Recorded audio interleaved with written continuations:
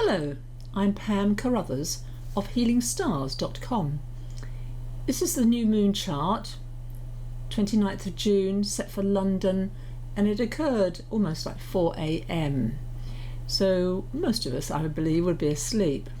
So what were your dreams last night?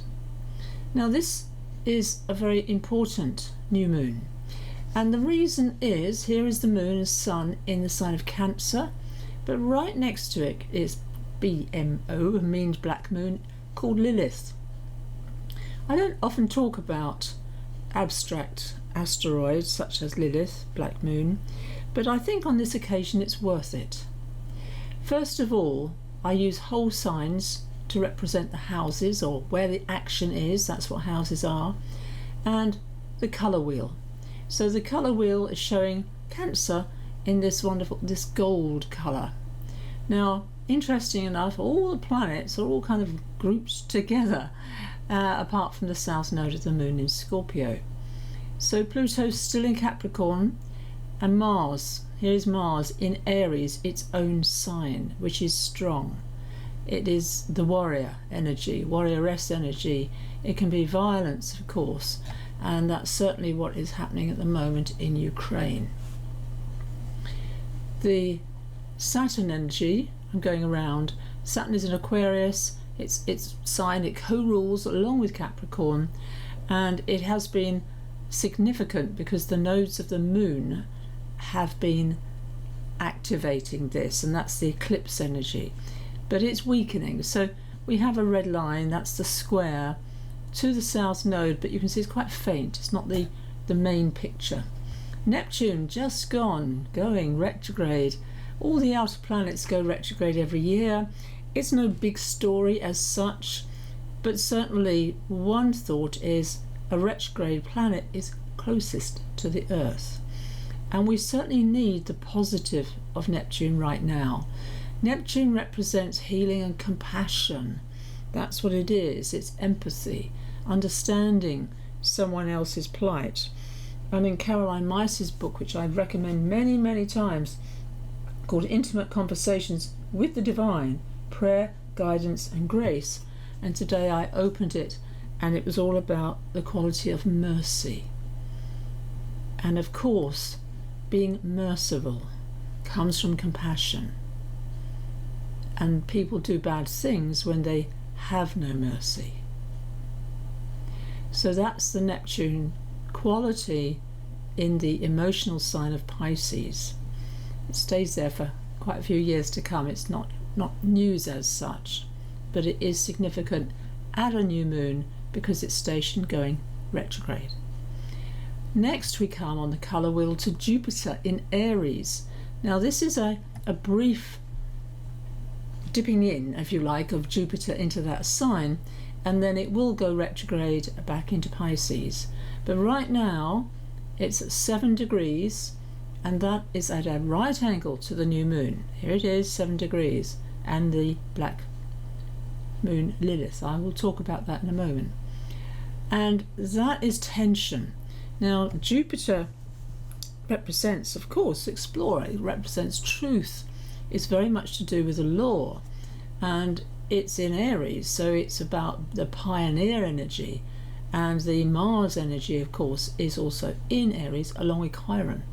So we've got a focus for all you Arians out there, and symbolically it also is linking up in a difficult way to Capricorn and Libra and of course Cancer. So being tested, being challenged, and finding what is your truth, what do you honour. And of course the Roe versus Wade that has just occurred I have felt so angry about this, that America, that I once looked up to, has really got it bad. What are they up to? The American Senate, the Supreme Court. All right, I won't go on about that because I think everyone knows about this. But here we have Taurus. Uranus takes about 7 years to go through a sign. So the fixed sign of Taurus, along with Scorpio, along with Leo, along with Aquarius, you are all being challenged to change. And what is going to be happening throughout July is Mars, moving forward, will then join Uranus and the North Node right there at the next new moon on the 28th of July. So that is very volatile. So write it down in your diary. Be extra cautious at that time. Mars and Uranus are accidents, basically, being ungrounded, moving too fast, not looking, being out of the body. And especially Aries is cars, it's speed. So that's a caution for you. And as I said, it's a squaring Pluto, big, heavy duty power struggles. And America happens to be going through a Pluto return. That's about 248 years. So that's why what's happening in America at the moment is kind of really deep unconscious stuff. And what I would suggest is bringing back the North states versus the Southern states. In other words, the Civil War. The same thing is happening, albeit in a different way, but that's the underlying unconscious pattern.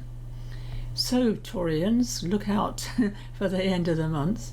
Venus is currently in Gemini, 7 degrees, so that is a very nice relationship to the Sun and the Moon.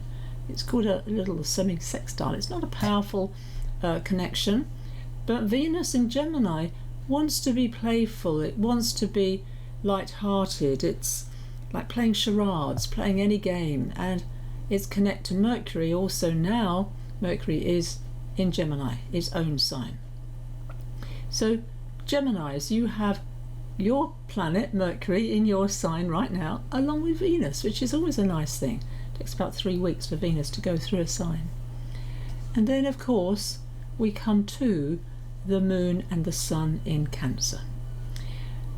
And this black moon, or Lilith, a lot of astrologers have been talking about this, and there are 2 types of Lilith. I won't go into that, but I thought I'd mention it this time.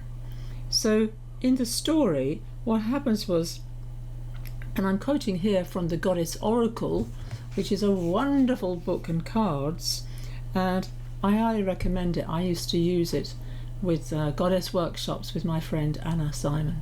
So here they write that Lilith was originally the Sumerian Queen of Heaven, a goddess older than Inanna. The Hebrews took the goddess and they transformed her into the first wife of Adam, who refused to lie beneath him when having intercourse. She insisted that because they were created equal, they needed to have sex equally. But Adam refused, and he complained, he did. So she left him. Therefore, in Jewish mythology, she was then described as a demon. And there's lots of stories, you only have to look on the internet, to find out, people were scared of her. But if you think about what she's really about, is about equality with the masculine. And Adam, complained to Yahweh. So there's the kind of exile energy here, being banished. And what the Goddess Oracle describes as time to take back your power. Where are the places you have lost or given away your power? What beliefs do you hold that deny your power? Have you been told that powerful women never find mates? Or that women can't have power because that would make them unfeminine? Have you been teased, shunned, ostracized by others when you've stepped into your own power? And are you afraid of misusing your power to dominate or manipulate? Lilith says the way to wholeness for you now lies in acknowledging that you're not connecting with your power, then second coming to terms with and accepting your power. So power, what is power? In astrology, Pluto is buried power, but the Sun is also personal power, to be a sovereign, to be true to oneself. And this Sun Moon in Cancer is nurturing. It's the mother energy. It's really that whole aspect of self-care. And nurturing oneself rather than over nurturing others as well. I think that's really important at this time. And the feminine energy represented here by Venus and the moon both.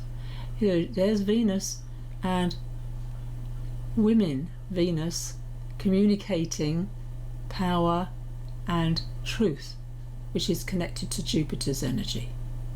So this is personal for each and every one of us, man or woman. We all have the feminine inside of us, and this announcement in the US is significant for all of us throughout the whole world. And one person I like reading, Mark Silver, his name, he is an American, he says it's actually America is becoming fascist, which in my view is really scary. But also he says for those of us who live outside the US, we can make our voices heard. The United Nations is to challenge what's going on in America rather than going, oh, it's nothing to do with me. It is. We are all one being. So thank you for watching. Pam Carruthers of HealingStars.com.